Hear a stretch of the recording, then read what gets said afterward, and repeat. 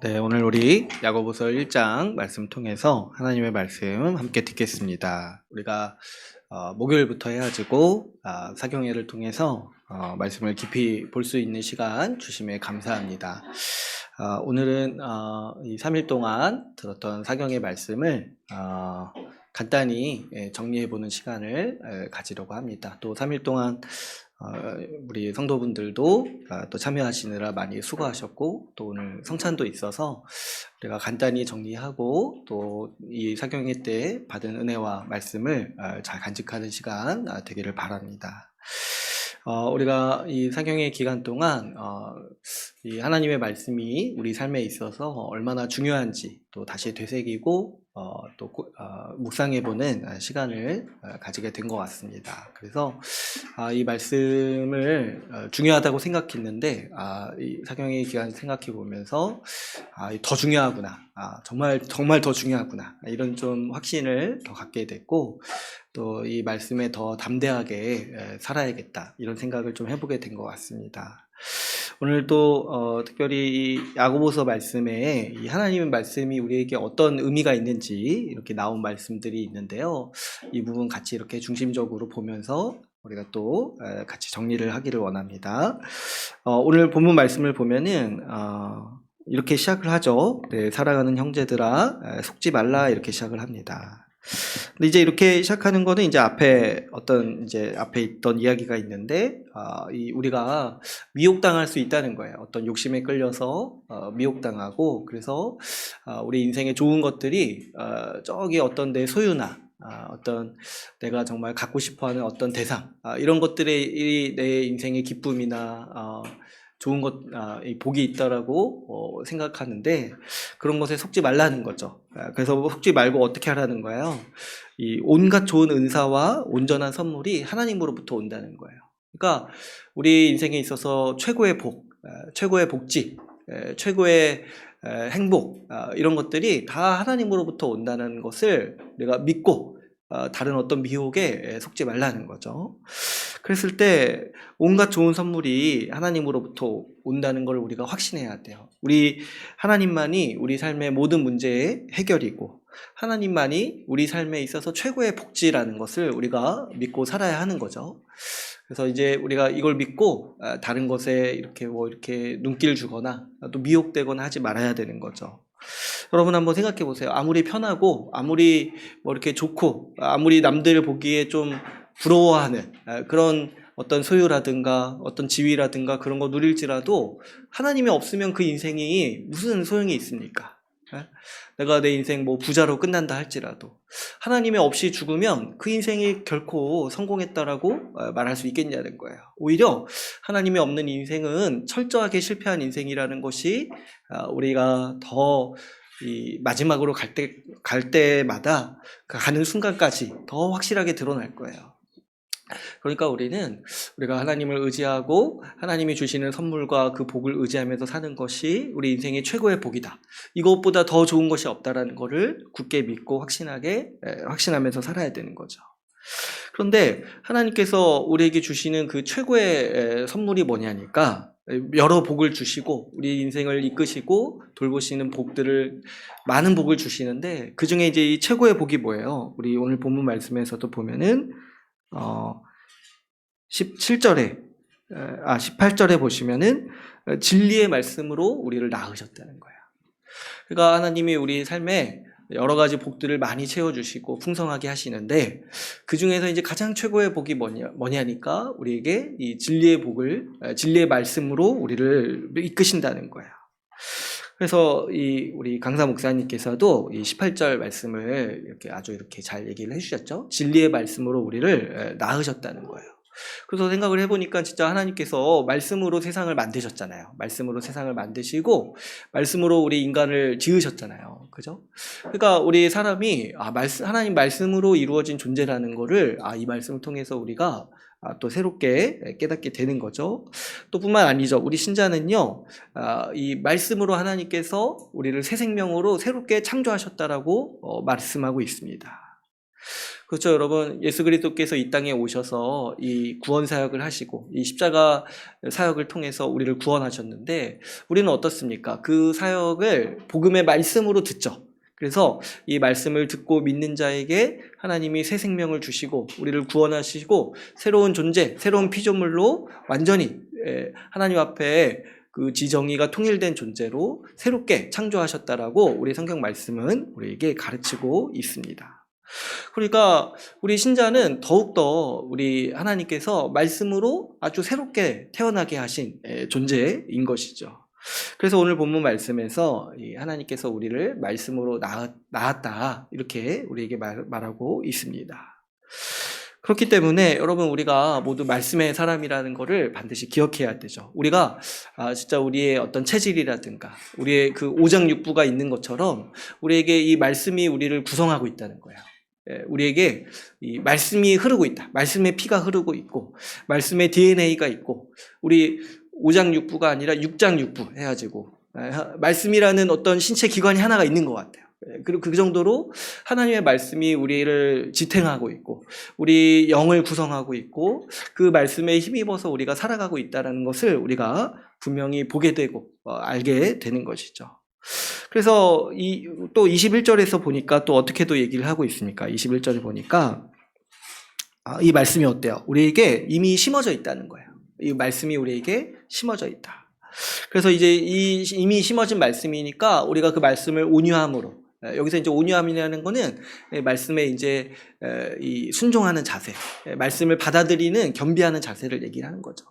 그러니까 우리가 말씀을 거부하지 않고 받아들이기만 한다라면은 그 말씀이 이미 우리에게 심어져 있기 때문에 우리에게 들어와서 큰 열매를 맺고 그 말씀으로 주시는 힘으로 우리가 아주 힘있게 살아갈 수 있다는 것이 이 말씀의 오늘 본문의 말씀인 거죠. 그러니까 우리가 이 말씀을 통해서 정말 그동안도 우리가 이제 말씀이 정말 중요하다 생각을 했는데 이 정도로 얘기하면 안 되는구나. 아예 우리가 정말 말씀으로 구성되어 있구나. 그래서 지속적으로 공급되는 말씀을 통해서 우리의 세포가 정말 회복되고 우리의 삶이 변화되고 우리 인생이 변화되고 힘을 얻는 그 역사가 이 하나님 말씀으로 통해서 일어날 수밖에 없다는 사실을 우리가 분명히 알 수 있는 거죠. 그래서 우리 신자는 하나님 말씀으로 살아가는 존재고 이 말씀을 통해서 회복되고 이 말씀에 힘입어서 힘을 얻는 그런 존재라는 거 알 수 있죠. 반면에 어떻습니까? 말씀이 없다라면요 우리는 죽어갈 수밖에 없는 존재라는 거예요. 말씀이 공급되지 않고 내가 말씀을 온유함으로 받아들이지 못한다면은 우리 하나님께서 우리를 말씀의 존재로 만드셨는데 당연히 우리도 죽어갈 수밖에 없는 것이고 우리 생명이 꺼져갈 수밖에 없는 거죠. 그래서 우리가 이것을 기억할 때 말씀이 정말 내 생명과 같구나, 내 피와 같구나, 이 정도로 우리가 생각을 해야 된다는 것을 우리가 또 볼 수가 있었습니다. 또 그뿐만이 아닙니다. 우리 주님께서 우리 한 명 한 명을 이 말씀으로 지으셨어요. 말씀으로 만드셨고 말씀으로 새롭게 만드셨습니다. 그뿐만 아니라 하나님께서는 이 교회도 주의 말씀으로 세우셨죠. 그래서 우리 에베소서 말씀에 보면은 우리 교회의 터가 하나님의 말씀이라는 거예요. 말씀으로 하나님은 이 교회도 세우셨어요. 그래서 이 교회도 하나님 말씀으로 성장하고 하나님 말씀으로 가꾸어져 가는 이 하나님의 가족인 거죠. 그렇기 때문에 이 교회는 우리 이제 이 사경의 기한도가 들었듯이 어떤 세속적인 가치관이 아니라 이 말씀의 질서에 의해서 가꾸어지고 또 유지되고 또 말씀의 질서에 따라서 성장한다는 걸 우리가 분명히 보고 배웠습니다. 특별히 이제 우리 첫째 날, 이 사경의 첫째 날에 들었던 말씀이 있죠. 이 교회 안에 이런 말씀으로 성장하지 못하고 이 말씀으로 세워졌는데 이 교회가 말씀을 소홀히 하고 떠나게 됐을 때 일어나는 아주 그 파괴적인 증상이 이 차별하는 문제가 이 교회에 들어오는 거라고 했어요. 그래서 이제 야고보서에서도 단번에 이렇게 딱 차별에 대해서 굉장히 강하게 말하죠. 어떻게 교회 안에 차별이 있을 수 있냐, 이렇게 우리가 이제 사경의 기간 동안 배웠어요. 그래서 우리가 이 세속적 가치관이 교회에 들어오고 하나님 말씀이 교회에서 힘을 잃게 됐을 때 우리 안에 이제 나타나는 대표적인 증상이 사람을 차별한다는 거예요. 그래서 이제 야고보서 말씀에서는 대표적으로 부자와 가난한 자를 차별하는 거, 이런 문제를 이제 얘기를 했고, 또 우리가 이제 또 우리 성경 본문을 주일에 나누면서 옛날부터 많이 있었던 차별이 있었다고 했죠. 그래서 뭐 이방인이라든지 유대인이라든지 또 남자든지 여자든지 뭐 종이든지 자유인이든지 이런 이제 우리가 이제 차별하려고 하면은 수만 가지 기준이 있는 거예요. 근데 이제 아주 우리 인류 역사 속에서 이 대표적으로 이 원수 관계를 맺고 차별하는 기준 이제 몇 가지를 성경에서 얘기를 하는 거죠. 그랬을 때 이런 차별, 그래서 이제 우리가 뭐 이렇게 부자나 가난한 자를 차별하는 거, 우리 이제 사경회 때도 강사 목사님께서 얘기하셨지만 그런 게 없을 거라고 생각하지 말아야 된다고 하셨죠, 그죠? 그렇죠. 우리가 이제 일상생활을 하면서 사실 좀 우리 환경이 좀 부자를 많이 만나기가 좀 쉽지가 않아가지고 제가 진짜 차별하는지 안 하는지 저도 잘 모르겠더라고요. 그래서 이제 그런 것들을 좀 경계해야겠다. 내가 사람을 어떤 기준에 의해서 이렇게 미리 선입견을 가지고 이렇게 차별하고 이런 것들에 대해서 완전히 내려놔야겠다. 이렇게 이제 생각을 해야 된다는 거예요. 여러분, 우리가 이렇게 다른 사람을 차별하고 막 이렇게 내 스스로 구별하고 이런 어떤 습성, 이런 오랜 습관을 이렇게 가지게 된 것이 사실은 이 세상의 가치이기도 하고 이것을 우리가 세상에서 다 배운 거예요. 세상에서 다 배우는 거예요. 그렇잖아요. 세상 사람들이 그런 걸 중요하게 생각하니까 우리도 중요하게 생각하는 거잖아요. 세상 사람들이 돈 있는 자들 귀하게 여기는 거 보고 나도 그런 가치관을 갖게 되는 거잖아요. 그죠? 세상 사람들이 막 외국인들 차별하고 이렇게 막 무시하는 거 보고 나도 그런 생각을 이렇게 갖게 되는 거잖아요. 아, 외국인 위험하구나, 나쁘구나, 이런 거 갖게 되는 거잖아요. 그러니까 이런 것들이 다 뭐냐면 세상에서 배운 것들이고 이 세상의 가치관, 하나님이 없다고 생각하는 사람들이 가지고 살아가는 그 세상의 가치관들을 우리가 무분별하게 흡수하면서 살아온 삶의 결과라는 거예요. 그래서 이제 제가 지난주에도 말씀드렸지만은 우리 안에 얼마나 자기도 모르는 사이에 그런 것들이 많이 들어와 있는지 몰라요. 우리가 쓰는 언어라든가 우리가 쓰는 말이라든가 우리가 평상시에 가지고 다니는 어떤 사고방식 이런 것들이 저도 이제 가끔 깜짝깜짝 놀랄 때가 있어요. 내가 이렇게 사람을 존귀하게 여기지 않고 함부로 여기는구나, 이렇게 이제 생각했던 적이 있어요. 그래서 저도 이제 예전에 기억나는 것 중에 하나가 뭐냐면, 제가 예전에 이 대학교 때 자취 생활을 했었는데 우리 같이 기독교 동아리 있었던 형제들이랑 같이 이렇게 살았어요. 근데 또 어떤 우연한 기회가 있어서 중국인 유학생 저한테 형님이신데 형님이 어떻게 이렇게 연락이 닿아지고 같이 살게 됐어요. 근데 이제 그분은 중국에서 아버님이 공산당이세요. 그러니까 우리 북한 공산당 이런 게 아니라 중국 공산당 간부신 거예요. 그러니까 되게 귀하게 자라오신 분인 거예요. 그래서 이제 우리랑 같이 사는데 되게 젠틀하시고 되게 이제 성품이 바르신 분이었어요. 근데 이제 우리가 이렇게 같이 이렇게 생활하다가 이제 외식도 하잖아요. 외식할 때 이렇게 우리가 중국집 이렇게 시켜 먹으려고 이렇게 전화를 하려고 하는데, 우리 같이 살던 후배 한 명이 중국집에 시켜 먹을 때 우리가 약간 편하게 부르는 게 있잖아요. 짱 X 이렇게 시키자, 이렇게 얘기를 하는 거예요. 그래서 제가 옆에서 듣고 깜짝 놀라가지고 옆에 중국인 형님이 있는데 그렇게 얘기를 하는 거예요. 아주 비하하는 발언으로. 그래서 제가 뒤로 불러가지고 이제 뭐라고 했던 기억이 나요. 근데 이제 저도 생각해보니까 나도 그런 말을 하지 않을까, 이런 생각이 드는 거예요. 그러니까 그 친구가 이제 형님한테 악의가 있어서 하는 말이 아니죠. 그냥 어렸을 때부터 그런 거 배워오고 들은 거예요. 배워오고 들고 너무 자연스럽게 그런 말들을 쓰다 보니까 이것이 차별적인 언어이고 이것이 정말 사람을 깔보는 언어인 거를 미처 인식을 못하는 거죠. 그러니까 이 차별이라는 게 아주 우리 인간 본성의 깊은 죄에 자리 잡고 있는 거예요. 여러분, 우리가 어떤 사람을 차별하고 자꾸 이렇게 거리를 두려고 하고 이런 거 있잖아요. 다 자기 기준으로 사람을 판단해서 그런 거예요.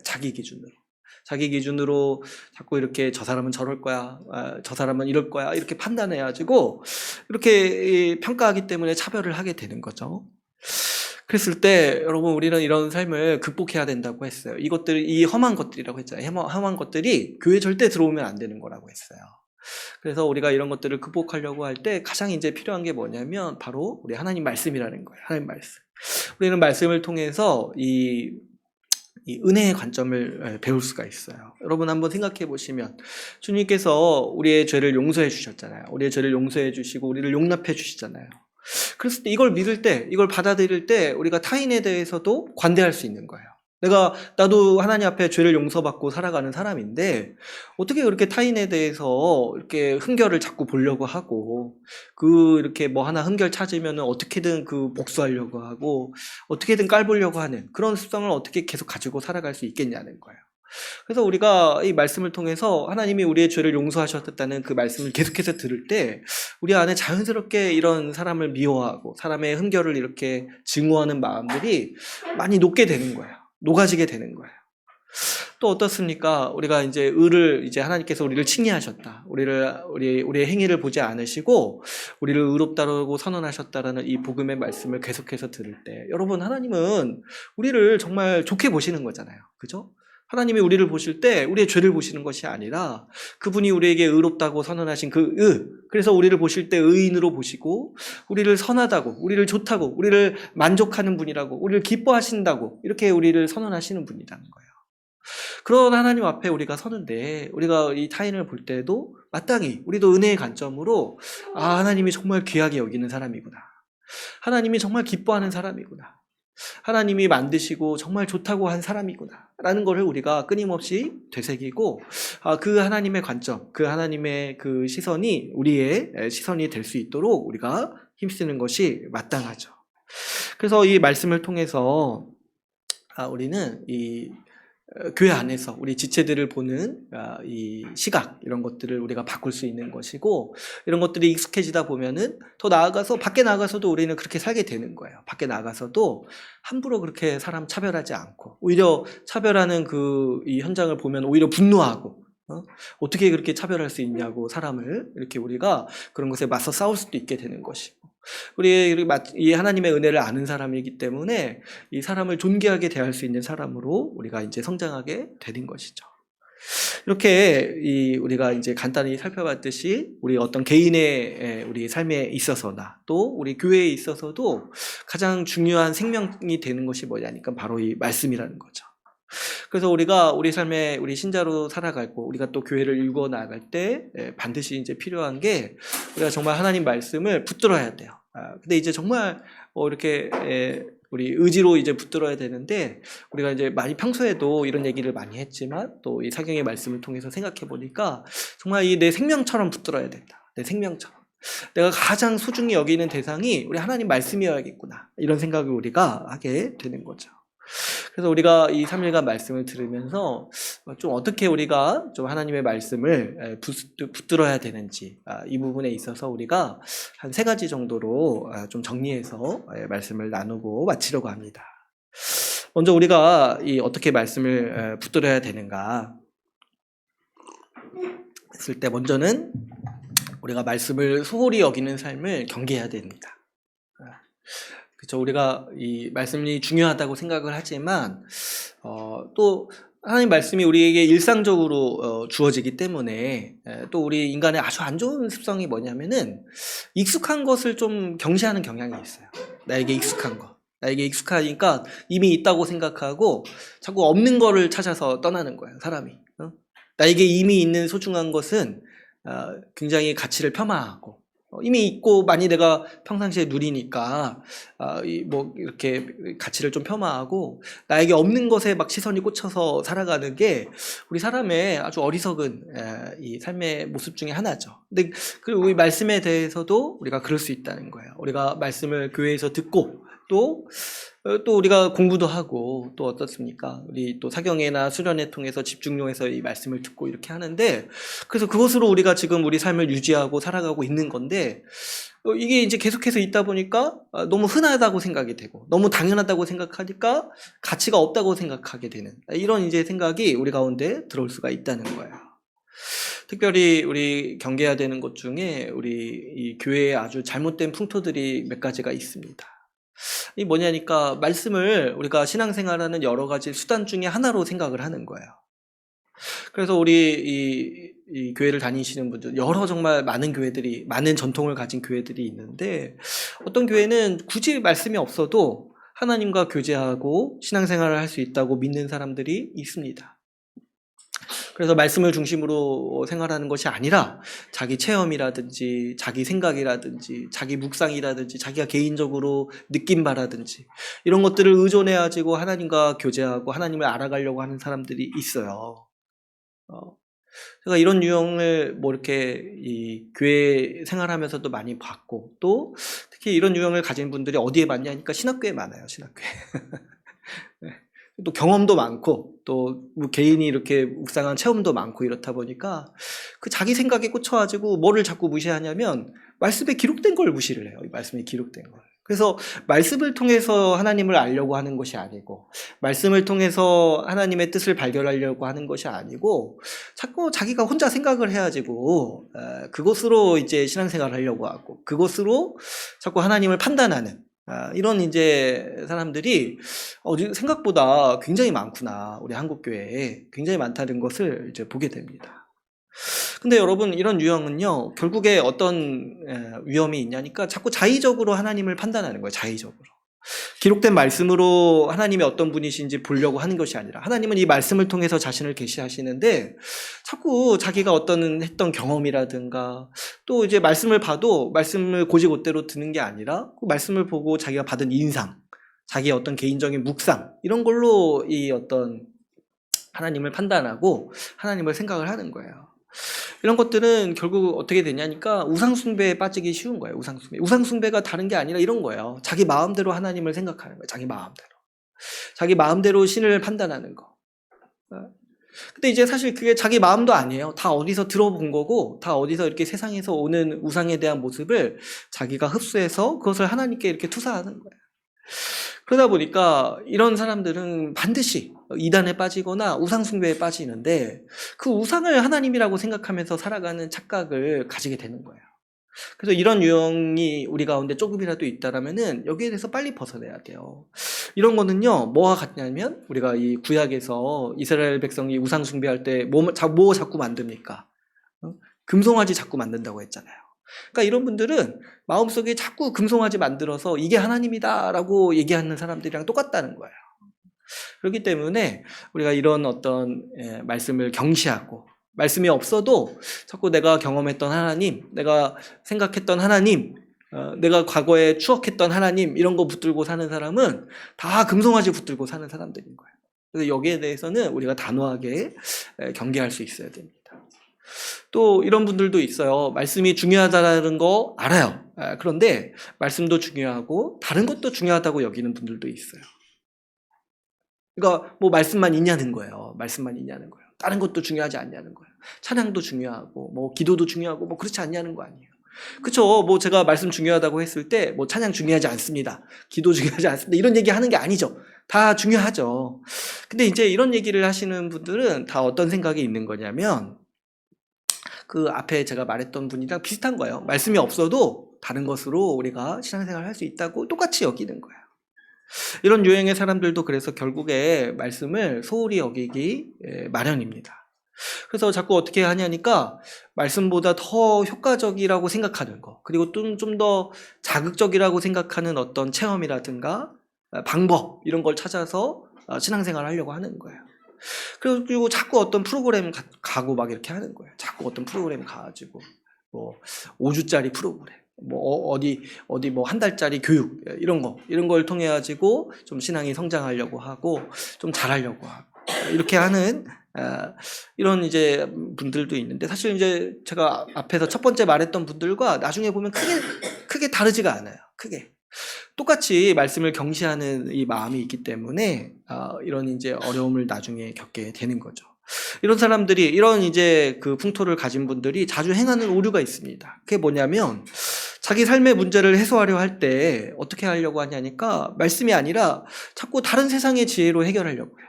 다른 세상의 방법. 뭐 이렇게 누가 이렇게 어떤 심리학자가 한 아주 좋은 조언들, 세상에서 유행한다고 하는 뭐 세련된 지혜들, 뭐 기술들 이런 것으로 자꾸 자기 삶의 문제를 해결하려고 해요. 여러분 이게 딱 자기를 진단하기 좋은 아주 하나의 리트머스 시험지 같이 하나의 좋은 시험지예요. 여러분 자신도 한번 생각해 보세요. 내 삶에 뭔가 문제가 생겼을 때 내가 바로 1차적으로 바로 즉각적으로 의지하는 바가 무엇인가?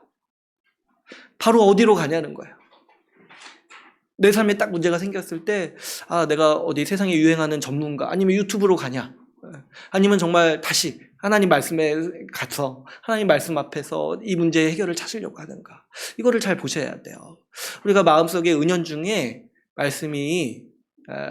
말씀을 경시하는 마음이 있다라면 반드시 우리가 어떻게 이런 행동을 하게 되냐니까 자꾸 우리 삶의 문제를 다른 것으로 해결하려고 해요. 다른 것으로. 왜 그렇습니까? 다른 게 더 능력이 있고 다른 게 더 지혜가 있고 다른 게 더 나에게 효율적이라고 생각을 하기 때문에 그런 마음이 자꾸 생기는 거예요. 그랬을 때 우리가 이런 것들을 경계해야 됩니다. 우리 마음에 정말 내가 하나님 말씀보다 더 의지하려고 하고 내가 더 정말 붙잡으려고 하고 마음이 더 가는 것들이 있다라면은 우리는 어떻게 보면은 마음속 깊숙한 곳에서 하나님 말씀을 경시하고 무시하면서 살아오는 태도를 가지고 있는 거예요. 여러분 속지 말아야 됩니다. 오늘 야고보서 말씀에서 얘기하는 것처럼 속지 말아야 돼요. 모든 좋은 선한 능력이 하나님으로부터만 옵니다. 하나님으로부터. 하나님의 말씀만이 우리의 삶의 문제를 해결하는 하나님의 능력이라는 것을 굳게 확신하고 우리가 어떤 삶의 문제가 있든지 간에 어떤 상황이 있든지 간에 먼저는 말씀에 딱 의지해서 말씀으로 우리가 살아나려고 하고 그 말씀의 힘을 얻어서 우리 문제를 해결하려고 하는 그런 굳은 마음을 가져야 될 것입니다. 또 우리가 이 말씀을 경시하게 되고 말씀을 좀 소홀히 여기게 되는 원인 중에 하나가 뭐냐면 이 욕심이 있어요. 욕심. 우리 아까 읽지는 않았는데 우리 야고보서 1장 14절 15절 한번 읽어볼까요? 우리 14, 15절 말씀 같이 한번 읽어보겠습니다. 시작. 오직 각 사람이 시험을 받는 것은 자기 욕심에 끌려 미혹됨이니 욕심이 잉태한 즉 죄를 낳고 죄가 장성한 즉 사망을 낳느니라. 아멘. 그죠? 앞에 이제 야고보서 말씀에서 속지 말라고 이렇게 했을 때 경계하는 게 뭐냐니까 욕심이에요, 욕심. 보니까 욕심에서 우리의 미혹이 시작된다는 거예요. 그죠? 우리 요한일서 할 때도 이 육신의 정욕, 안목의 정욕, 이생의 자랑. 그래가지고 욕심이 딱 한번 들어오면은 어떻게든 저걸 내가 얻어야지, 어떻게든 저기에 도달해야지, 어떻게든 저거를 소유해야지 이런 마음이 이렇게 딱 하나 들어오면은 어떻게 된다는 거예요. 이게 잉태를 한다는 거예요. 뭐예요? 죄를 잉태한다는 거예요. 그때부터. 그러면서 뭐를 나중에 낳아요? 사망을 낳는다는 거예요. 이 사망을 낳는다는 게 뭐겠습니까? 하나님을 완전히 떠나버리게 된다는 거예요. 하나님을 완전히 떠나버리게 된다. 그래서 완전히 죽은 자의 삶으로 살아가는 거. 그래가지고 이게 처음에 시작이 어디서부터 시작이 되냐니까 이 욕심에서부터 시작이 된다. 욕심에서부터. 그렇죠, 여러분. 욕심은요, 이렇게 가만히 생각해 보면 자라요. 욕심은 처음에는 아주 작게 이렇게 품었다가 점점 이렇게 커지는 거잖아요. 우리 그 속담에도 바늘도둑이 소도둑 된다고 하잖아요. 그죠? 그러니까 처음에는 바늘로 시작했는데 나중에는 나를 전부 채우는 거예요. 나를 전부 채우는 거예요. 여러분도 저도 그렇고 다 경험해 보시지 않았습니까? 욕심이 한번 들어오면요, 그거밖에 생각이 안 나요. 그거밖에. 욕심이요, 우리 전신을 가득 채우는 거예요. 전신을 가득 채워가지고 자기 전에도 생각이 나요. 근데 자기 전에만 생각나는 게 아니라 언제도 생각나요. 일어나자마자 그게 또 생각이 나요. 일어나자마자 이렇게 내가 또 예배를 드리다가도 생각이 나요. 말씀을 드리다가도 생각이 나고 기도할 때도 자꾸 생각이 나가지고 기도가 잘 안 돼. 그러니까 욕심이 딱 들어오고 욕심이 나를 사로잡으면 어떻게 되는 거예요? 그다음부터는 말씀이 안 들어오는 거예요. 말씀이 안 들어와요. 그래서 이 욕심에 대해서 우리가 경계할 수 있어야 됩니다. 욕심에 대해서. 여러분, 우리가 이렇게 그런 경우 있을 수 있잖아요. 말씀을 들어도 내가 말씀이 잘 안 들린다 이런 경우가 있어요. 근데 이제 많은 경우에 어떤 경우냐니까 그 마음 한구석에 욕심이 있는 거예요. 뭔가에 욕심이 있어요. 하나님보다 더 내가 사랑하고 하나님보다 더 내가 헌신하고 싶어하는 그 대상이 있는 거예요. 그럴 때 하나님 말씀이 자연스럽게 쫓겨나게 되는 거예요. 들어오지 않고. 내 안에 그 욕심을 가득 채우고 또 이 사람이 직관적으로 알거든요. 뭐냐니까 이 말씀 내가 받아들이면 뭐를 직감하게 되는 거예요. 아, 이 욕심을 죽여야 되는구나. 근데 어때요? 욕심을 죽이기가 쉽지가 않아요. 싫어요. 왜냐하면 내가 좋아서 갖고 있는 거거든요. 욕심도 결국에. 내가 사랑하는 대상인 거예요. 그것도. 내가 사랑하는 대상을 죽여야 되니까 그게 싫은 거예요. 그러니까 말씀을 계속해서 쫓아내 버리고 방어하고 어떻게든 안 들으려고 이렇게 애쓰는 게 이 사람의 우리의 아주 큰 이제 이 사망으로 가는 여정에 있는 일인 거죠. 그랬을 때 오늘 본문 말씀에서 이렇게 경고하는 거, 우리의 욕심을 경계해야 되는 거예요. 우리 말씀에도 있죠. 소유가 우리의 생명이 아니라는 거예요. 소유가. 우리가 이 어떤 우리 욕심으로 대상으로 삼는 것들이 결코 우리에게 생명을 주지 않는다는 거예요. 오히려 오늘 야고보서 말씀에서는 어떻습니까? 그것이 우리를 죽인다는 거예요. 우리 사망으로 이끌고 간다는 거예요. 그랬을 때 여러분 우리가 이런 함정에 빠지지 않도록 각별히 주의해야 되는 거죠. 우리가 살면서 우리가 말씀 듣고 말씀으로 깨닫고 말씀으로 우리가 이 하나님 앞에서 살아갈 수 있다라면은 그것이 우리 인생의 최고의 복이고 그것으로 말미암아 우리 인생이 복되다고 우리가 생각을 해야 되는 것이죠. 그리고 또 한 가지 더 우리 이 말씀에 소홀해지는 이제 경우가 있는데 어쩌면 우리 교회에서는 가장 경계해야 될 일일 것 같아요. 뭐냐니까 우리의 분주한 삶이 이 말씀에 소홀할 수 있도록 우리를 이끌어가는 어떤 하나의 요소가 될 수 있는 거죠. 그렇죠. 이제 당연히 이렇게 자연스럽죠. 우리가 바쁘고 분주하게 지내다 보면은 말씀 생활에 소홀해지기 마련입니다. 그렇죠. 우리 교회가 가지고 있는 어떤 이제 하나의 과제라고도 할 수 있죠. 우리 이제 다 직장 생활하고 또 이 어린 아이들 또 키워야 되는 이런 상황에서 저도 압니다. 저도 이제 똑같은 상황이니까. 저도 바쁜 직장 생활, 바쁜 직장 생활 하고, 저도 이제 아이 키우고 있으니까 저도 버거울 때가 있어요. 저도 이제 직업이 목사인데 목사가 이렇게 힘든데 또 우리 성도분들 얼마나 힘들까 이런 생각을 제가 정말 자주 합니다. 자주 하고 그래서 제가 뭐 그런 거 가지고 이렇게 뭐 강하게 얘기하거나 뭐 그거 가지고 제가 체근하거나 그런 적 없어요. 왜냐하면 저도 똑같이 연약하다는 거를 아니까 저도 이제 최대한 이해하고 어떻게든 도우려고 하는 게 우리 교회의 좀 마음이 되어야 되고 이런 거 가지고 뭐 이렇게 책망하거나 그러면 안 된다고 생각을 해요. 그러나 여러분 우리 이 가운데 어떤 마음이 틈타기 쉽냐니까 바쁜 일을 분주하게 살다 보면 우리가 방심하게 돼요. 어떻게 방심하게 되냐니까 말씀에 이렇게 소홀해지게 되는 거예요. 뭐 이렇게 처음에 이렇게 시작을 하는 거죠. 뭐 한 번 정도는 놓쳐도 괜찮겠지. 한 번 정도는 안 들어도 괜찮겠지. 내가 조금 들어보니까 예전에 했던 그거구나. 이미 들었구나. 예전에 했던 거 다시 하는 거니까 뭐 그 정도 괜찮겠지. 이미 다 배웠으니까 괜찮아. 난 또 그동안 많이 해왔잖아. 괜찮아. 금방 따라잡을 수 있어. 한두 번 정도 놓쳐도 괜찮아. 근데 이 한두 번 놓치는 게요. 이제 이게 점점 커지는 거예요. 이 방심하게 되는 거예요. 벌써 이 마음에 뭐가 들어오는 겁니까? 말씀에 대한 경시가 그 태도가 들어오게 되는 거잖아요. 그러니까 이런 거 가만히 이렇게 놓고 있으면은요, 이게 이제 나중에 더 커지는 거예요. 한번 이렇게 허용하게 됐을 때. 이 사람의 습관이라는 게 정말 이렇게 무섭죠. 참, 이렇게 보면은 나쁜 습관은 노력을 안 해도 잘 생기고 견고해지잖아요. 그죠? 또 좋은 습관은 한 번만 방심하면 금세 쌍글이 없어져요. 그죠? 이것이 참 신기해요. 우리 저기 천안에 계시는 엄명성 목사님이 저한테 해주신 이야기가 있는데 목사님께서 한때 정말 열심히 훈련하시려고 아침마다 이 성경 연구하시고 DBS 하시고 아침에 새벽에 일어나서 그때 찬물로 샤워하시고 잠을 깨려고 샤워하시고 뭐 이렇게 DBS 하시고 운동하시고 그렇게 한 몇 달을 그렇게 하셨대요. 근데 이제 그 목사님 수업 받으시는 게 있어서 이제 미국에 한 달 갔다 오셨는데 그 한 달 동안 안 했더니 다시는 못 하겠다고 그렇게 말씀하시더라고요. 그러니까 이게 어떻게 좋은 습관이라는 게 어떻게 이렇게 참 덧없는지 조금만 이렇게 안 해도 금세 없어지는 거예요. 참 어떻게 참 우리가 그렇습니다, 여러분. 참. 근데 안 좋은 습관은 정말 그렇게 노력을 안 해도 어떻게 그렇게 잘 자리 잡는지. 여러분 말씀 안 듣는 거 노력 한번 해보면 노력할 필요도 없어요. 그냥 한 두 번 안 하면 금세 그렇게 우리 삶에 익숙해져가지고 아주 그냥 그렇게 원래 그랬던 사람처럼 살아가게 됩니다. 참 참 우리 인생이 참 그런 면에서 저주받았어요. 참. 우리 재석이 그만큼 우리를 참 뒤덮고 있는 거죠. 그랬을 때, 우리가 이런 방심을 좀 경계해야겠다. 이런 거 틈타지 않도록 우리가 정말 힘써야겠다. 우리 같이 좀 힘써야겠다.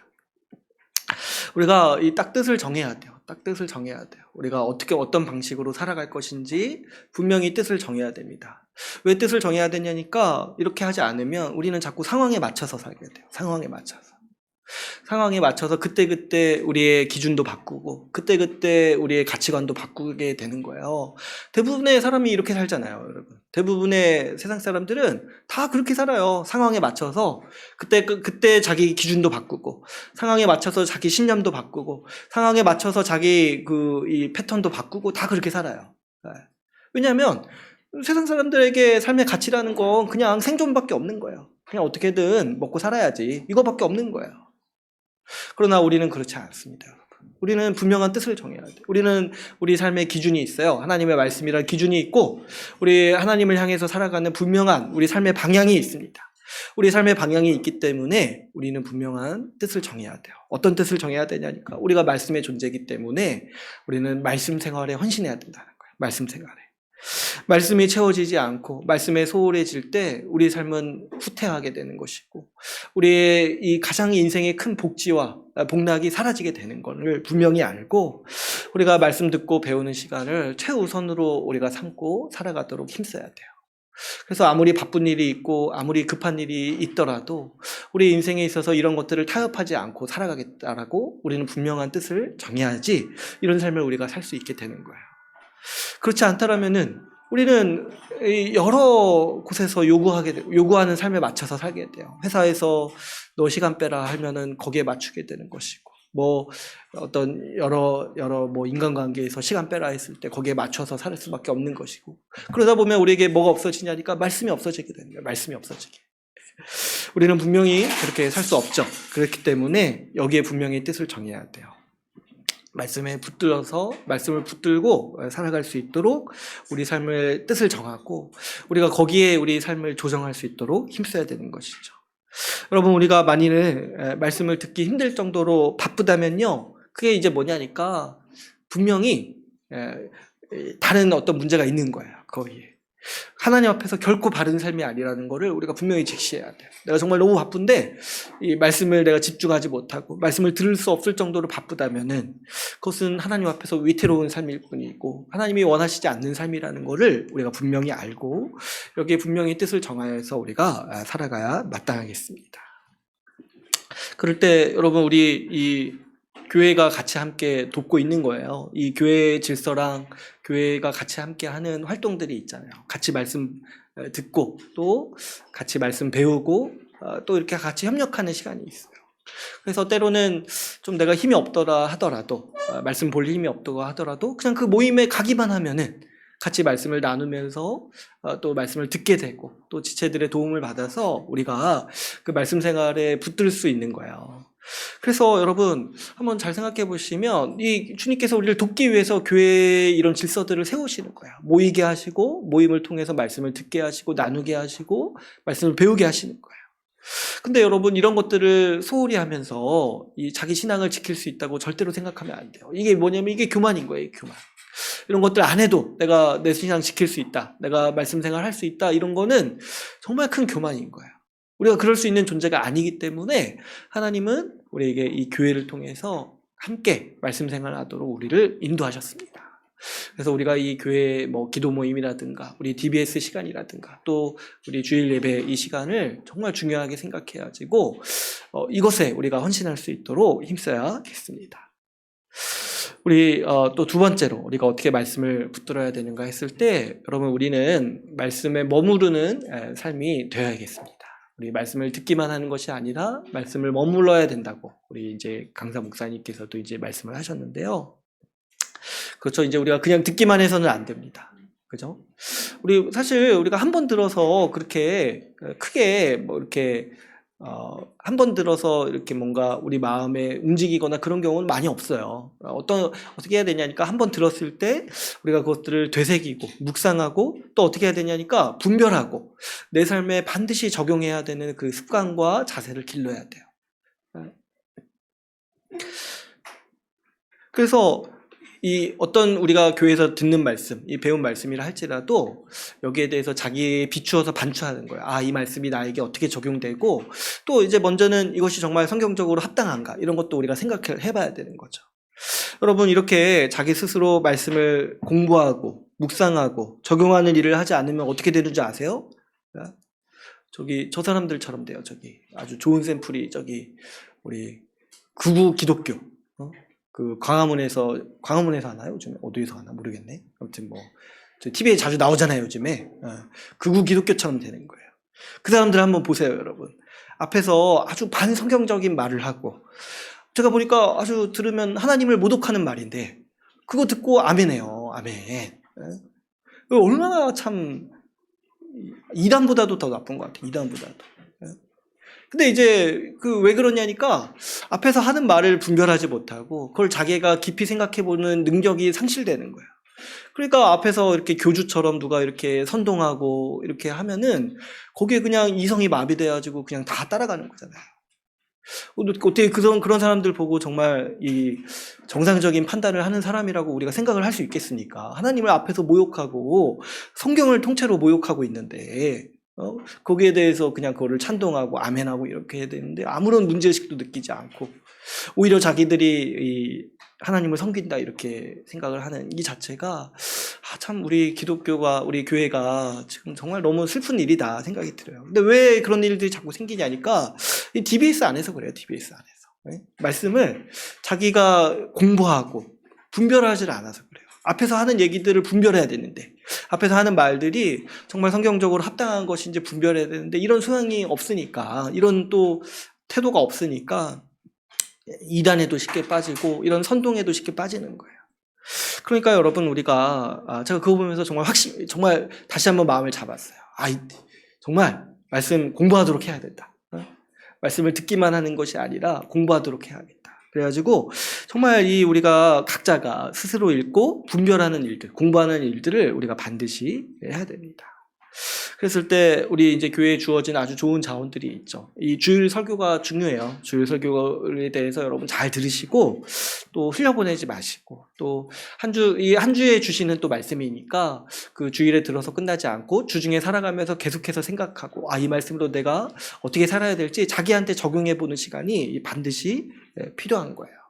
또 이를 위해서 우리가 이 기도 모임도 하고 있는 거죠. 기도 모임 때 뭘 가지고 이제 기도를 해야 되냐니까 들은 말씀 가지고 기도하라고 이렇게 기도 모임이라고 이름을 지은 거예요. 그래서 들은 말씀을 같이 함께 나누고 또 어떻게 적용했는지 서로 이렇게 나눌 때 또 그 나눔도 풍성해지고 우리의 이해도 더 깊어질 수 있는 거죠. 그래서 이 기도 모임을 잘 활용해가지고 여러분이 설교 말씀 대충 흘려듣지 않도록 우리가 힘써야 되고 이것으로 우리가 한 주간 먹고 사는 양식이다 딱 생각을 하고 우리가 이 말씀으로 적용할 수 있도록 힘써야 됩니다. 또 우리 DBS가 여러모로 그래서 유익이 크죠. 우리가 하나님 말씀에 시간을 더 드리는 거예요. 시간을. 그 말씀으로 내가 묵상하고 그 말씀으로 내가 적용하고 그 말씀을 이해하려고 할 때 이 말씀이 우리를 깊이 있게 인도하고 또 우리를 깊이 있게 깨닫게 하는 그런 능력이 있습니다. 그래서 이 DBS를 잘 할 수 있도록 여러분 우리 각자가 또 잘 훈련하고 또 이 교회에서 이 시간을 했는데 그 시간을 우리가 잘 활용해야 돼요. 주어진 시간이니까 그 시간 통해서 우리가 말씀에 더 깊이 다가갈 수 있도록 이 말씀으로 내가 먹고 살 수 있도록 우리가 힘을 발휘할 수 있도록 해야겠습니다.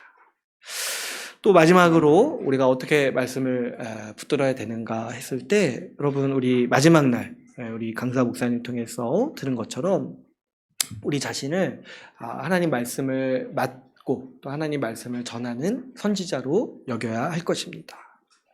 우리가 이 마지막 날에 어제 말씀을 들었다시피 우리 하나님께서요 우리에게 성령을 보내주시고 이 성령을 보내주시면서 원하신 게 뭐냐니까 우리 모두가 선지자가 되도록 하셨다는 거예요. 우리 모두가 선지자들 되도록. 그래서 하나님의 뜻을 알고 하나님의 그 계시를 알고 그 하나님이 주시는 그 뜻과 하나님 말씀을 전하는 자로 우리를 다 삼으셨다는 거예요. 좀 어떤 분들은 조금 부담스러울 수도 있을 것 같아요. 저는 아직 잘 모릅니다. 저는 아직 좀 더 배워야 됩니다. 이렇게 생각할 수도 있을 것 같아요. 근데요, 사실 여러분들이 우리가요, 굉장히 많이 알고 있는 거예요. 그리고 세상에 어떤 사람도 이르지 못할 지혜를 우리가 다 가지고 있어요. 우리가 복음을 분명히 알고 예수 십자가 복음을 알고 하나님 나라에 대한 지식, 이 복음과 하나님 나라에 대한 지식을 가지고 있는 게요. 이게 뭐냐니까 하나님의 구원 경륜 전체를 알고 있는 거예요. 하나님의 뜻을. 이게 얼마나 큽니까? 여러분 세상에서도 보면은 어디 뭐 이렇게 도시 개발 계획 미리 알면은 정말 지혜로운 사람이잖아요. 그죠? 많은 또 그 능력을 행할 수 있잖아요. 근데 여러분 우리는요. 세계를 경영하시고 이 세상의 운명을 어떻게 이끌어 가실지를 선언하시는 그 하나님의 계획을 우리가 이미 알고 있는 거예요. 알고 있잖아요. 하나님은 이 복음을 통해서 우리를 하나님 나라 백성으로 삼으시고 이미 임한 하나님 나라의 교회로 불러 모으셨어요. 그리고 예수 그리스도가 다시 오실 때 이 세상을 완전히 회복하셔서 믿는 자에게 이 세상을 주실 것이라고 하나님이 선언하셨고 이것을 우리에게 그 계획을 우리에게 알리셨어요. 이 계획을 뭐라고도 부른다고 했냐니까 비밀이라고 부른다 했잖아요. 비밀. 왜냐니까 아무나 몰라요. 아무도 몰라요. 원래 다 감춰져 있는 거예요. 근데 이 하나님 마음속에 있었던 그 하나님의 구원 경륜을 우리에게 이 십자가 복음을 통해서 알리신 거예요. 알리신 거예요. 그러니까 우리는 하나님의 구원 경륜, 하나님께서 이 세상을 어떻게 경영하실지에 대해서 우리는 이미 알고 있는 사람인 거예요. 우리 중에 지금 누가 복음 모르거나 하나님 나라 이거 잘 모르는 분 있으면 오늘 저한테 얘기해 주세요. 네. 네, 아무튼 알잖아요. 복음, 예수 십자가 복음을 알잖아요. 이게 이제 뭐냐니까 하나님의 비밀을 우리가 알고 있는 거예요. 하나님의 비밀.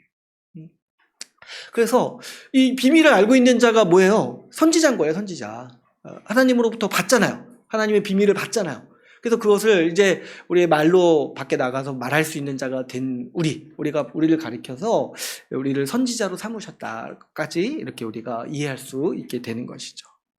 그렇기 때문에 여러분, 우리는 모두가 선지자의 역할을 감당할 수가 있습니다. 하나님의 분명한 뜻을 알잖아요. 예수 십자가 복음을 믿기를 원하시고 그 복음에 따라서 하나님의 자녀가 되기를 원하시고 하나님의 상속자가 되기를 원하시는 그 뜻을 우리가 분명히 알잖아요. 그랬을 때 여러분 우리가 이 말씀, 이 복음의 말씀을 가지고 우리는 아주 탁월한 지혜, 탁월한 능력을 가지고 있다는 걸 신뢰함으로써 우리가 사람들에게 가서 이 얘기를 해야 된다는 거예요. 특별히 먼저는 우리 교회와 가정 안에서 이 말씀을 가지고 권면하고 이 말씀을 가지고 자주 얘기하고 권하는 사람이 되도록 힘씁시다. 우리가 교회 안에서도 보면은 이렇게 누군가한테 조언하고 이렇게 얘기할 때 자꾸 이런 어떤 세속적인 가치관이라든가 어떤 뭐 세상의 지식이라든가 어디 땅값이 오른다든가 어디 이렇게 주식이 오른다든가 이런 걸로 막 교회에서 얘기한다는 사람들도 있더라고요. 근데 그렇게 하지 말고 우리가 정말 하나님이 우리에게 주신 분명한 하나님 말씀, 그 분명한 더 뛰어난 지혜의 지식의 말씀에 근거해서 우리가 서로에게 얘기하고 서로에게 권면하고 서로를 격려하는 그런 또 교회의 문화를 우리가 세워가기를 바랍니다. 그래서 말씀에 근거해서 얘기하고 말씀에 근거해서 좀 이렇게 조언하고 말씀에 근거해서 격려할 수 있는 그런 우리가 되어야겠습니다. 또 우리 더 나아가서 우리 교회 밖의 사람들을 향해서도 이 말씀을 잘 전해야겠어요. 하나님의 말씀만이 우리를 죄의 저주에서 구원하는 유일한 능력입니다. 또 우리가 이 복음의 지식에 갇혀서 볼 때 우리 이 복음을 모르고 하나님을 모르고 말씀을 모르고 살아가는 인생은 정말 얼마나 불행하고 또 얼마나 끔찍한 죄의 저주에 갇혀서 빠져나오지 못하는 인생입니까? 그러니까 누구에게라도 그 사람의 가장 근본적인 문제의 해결은 뭐냐면 복음을 듣고 믿는 거예요. 복음을 듣고 믿는 거.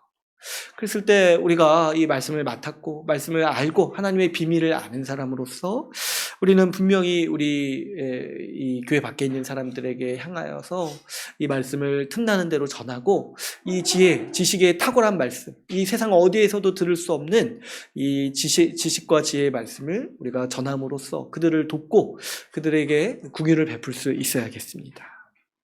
특별히 이 교회 밖의 사람들은 아니지만은 우리가 우리 교회 자녀들을 양육할 때도 마찬가지예요. 아직 이제 잘 모르잖아요. 잘 모르고 그러나 또 우리 교회에서 그동안 어려서 생활을 했기 때문에 제가 보니까 굉장히 뛰어난 면들도 있더라고요.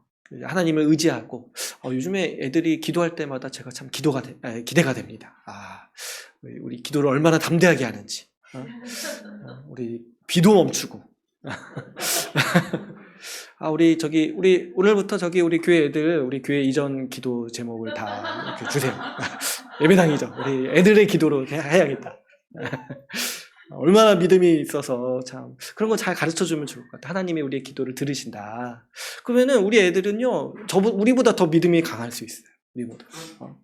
그래서 이런 것들을 통해서 우리가 또 배울 수 있지만 또 아직 이 가치관을 분별하거나 이런 면에서는 약하잖아요. 그죠? 세상에서 어떤 이야기를 듣고 이런 게 어떤 건지 분별하고 이런 것들은 굉장히 약합니다. 그럴 때 우리 부모님들이 우리 말씀으로 가르칠 수 있어요. 그래서 말씀으로.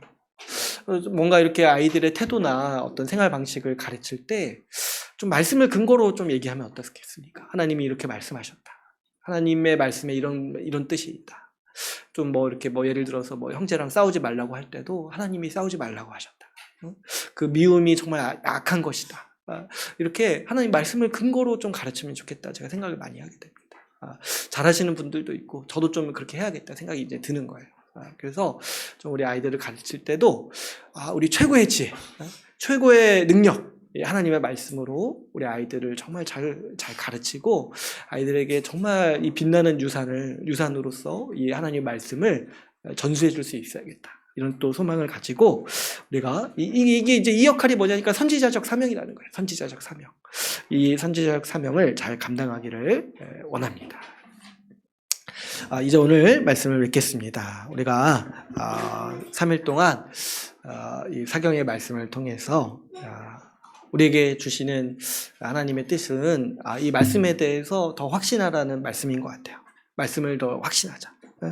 하나님 말씀이 우리 삶을 살리고 우리에게 복을 주고 우리의 모든 문제를 해결하는 하나님의 능력인 것을 우리가 확신하면서 살아갑시다.